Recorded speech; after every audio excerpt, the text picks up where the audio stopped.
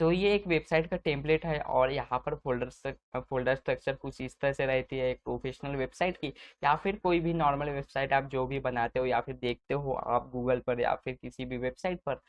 Hello guys and welcome to coding Roman. तो आज की इस वीडियो में हम देखेंगे कि अगर आप एक वेब डेवलपर हो, अगर आप कोई एक वेबसाइट बनाते हो तो फोल्डर स्ट्रक्चर कितना मायने रखती है, या फिर किस तरह से फोल्डर स्ट्रक्चर रहता है एक वेबसाइट का, वो आज की इस वीडियो में हम देखने वाले हैं। तो वीडियो इंटरेस्टिंग होने वाली है। तो चलिए अपने कंप्यूटर पर जाते हैं और बताता हूँ आपको कि किस तरह से एक वेबसाइट का फोल्डर स्ट्रक्चर होता है, या फिर कौन सा HTML का पार्ट कहाँ पर रखा जाता है, CSS की फाइल्स कहाँ पर रखी जाती है, और किस तरह से एक वेबसाइट का फोल्डर स्ट्रक्चर होता है, वो आज के इस वीडियो में हम देखने वाले हैं। तो चलिए अपने ट्विटर पर चलते हैं और देख लेते हैं कि वेबसाइट का फोल्डर स्ट्रक्चर किस तरह से होता है।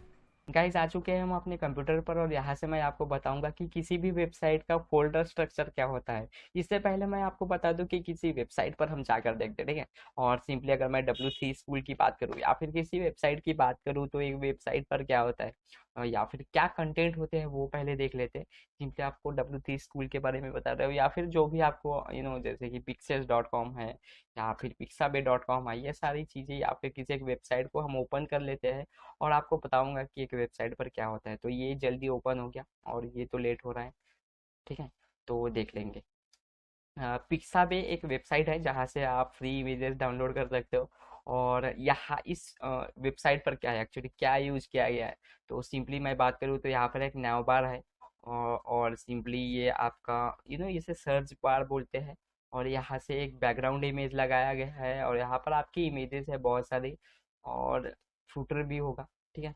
और यहाँ पर ये फुटर दिया गया है सिंपली किस तरह से एक वेबसाइट है, ओके। इस तरह से एक वेबसाइट रहती है और सिंपली यहाँ पर लिंक्स दिए गए हैं, यहाँ से आप अपलोड कर सकते हो। और एक सिंपली यहाँ से बहुत सारे लिंक्स है नैव बार, और यहाँ से आप एक्सेस कर सकते हो जो भी इमेज आपको चाहिए। मुझे मान के चलो अगर कोई वेबसाइट बनानी है तो उसका फोल्डर स्ट्रक्चर क्या रहेगा, विजुअल स्टूडियो कोड हम यूज़ करने वाले हैं। और किस तरह से फोल्डर स्ट्रक्चर होता है, ये सारी इमेजेस कहाँ रखी जाती है, और नैवबार का इमेज कहाँ रखा जाता है, या फिर बैकएंड लैंग्वेज जो भी आप यूज़ कर रहे हो, वो सारी चीज़ें की फोल्डर स्ट्रक्चर क्या होता है वो देखने वाले हैं। तो चलिए मैं आपको विजुअल स्टूडियो कोड पर ले चलता हूँ। तो ये है हमारा विजुअल स्टूडियो कोड।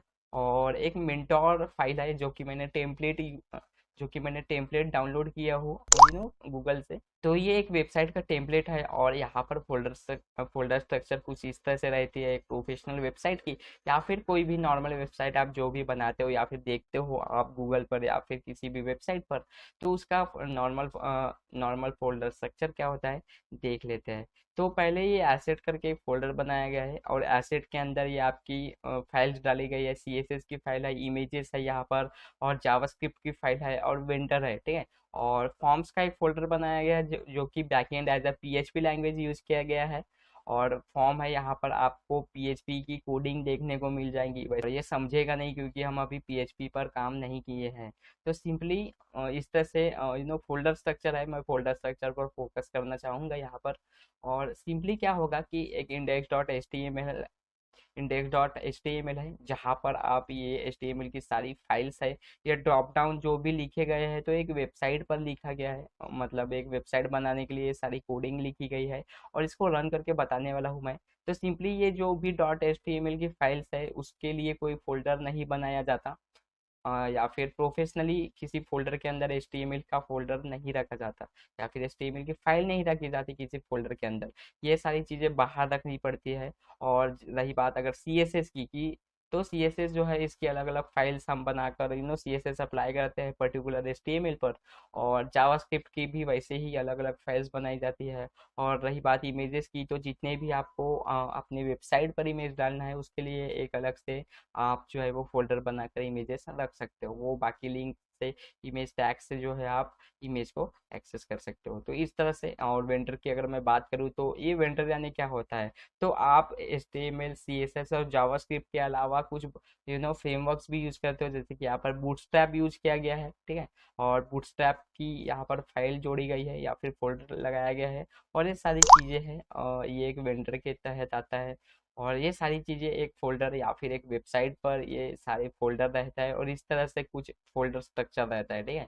आपका मेन फोल्डर रहेगा, उसके अंदर सब फोल्डर्स रहेंगे, और HTML की फाइल्स जो है वो बाहर रखी जाएगी या फिर फोल्डर के अंदर, लेकिन किसी पर्टिकुलर फोल्डर पर आपको नहीं रखना है, ठीक है। आपके मेन फाइल रहेंगी या फिर मेन फोल्डर रहेगा, उसके अंदर HTML की फाइल्स और HTML CSS जावा, और CSS जावास्क्रिप्ट के लिए आपको अलग से फोल्डर बनाओगे, चलता है, प्रॉब्लम नहीं है। तो सिंपली मैं ये सारी चीज़ें या फिर ये फोल्डर के बारे में हम बात कर चुके हैं, और आई होप यह समझ में आ रहा होगा, या फिर मैंने अपनी वेब डेवलपमेंट की प्लेलिस्ट शुरू कर चुका हूँ। मैं चाहता हूँ कि आप वेब डेवलपमेंट की प्लेलिस्ट को एक्सेस करें और सीख ले कि किस तरह से वेबसाइट डेवलपमेंट किया जाता है, ताकि मैं आगे बताऊँ कि किस तरह से वेबसाइट या फिर फोल्डर स्ट्रक्चर होता है। और मैं चाहता हूँ कि ये सारी चीज़ें आप जान लो कि एज एक बिगिनर की तहत आपको पता होना चाहिए कि फोल्डर क्या होते हैं या फिर फोल्डर किस तरह से बनाए जाते हैं, HTML की फाइल्स कहाँ पर रखी जाती है, जावास्क्रिप्ट की फाइल्स कहाँ पर रखी जाती है, किस तरह से लिंक्स किया जाता है इन सारी फाइलों को।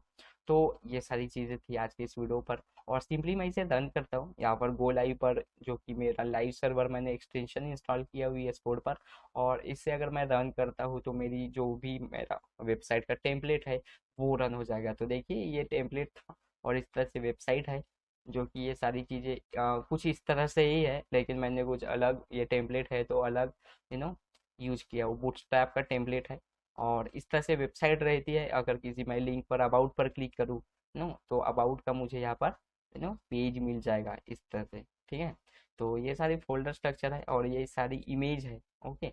और इस तरह से फोल्डर स्ट्रक्चर होता है, और आज की इस वीडियो पे वही बताना था आपको कि किसी भी वेबसाइट का फोल्डर स्ट्रक्चर क्या होता है। तो आई होप यह जानकर आपको अच्छा लगा होगा, और मोस्ट ऑफ द वेबसाइट का कुछ इसी तरह से फोल्डर स्ट्रक्चर रहता है।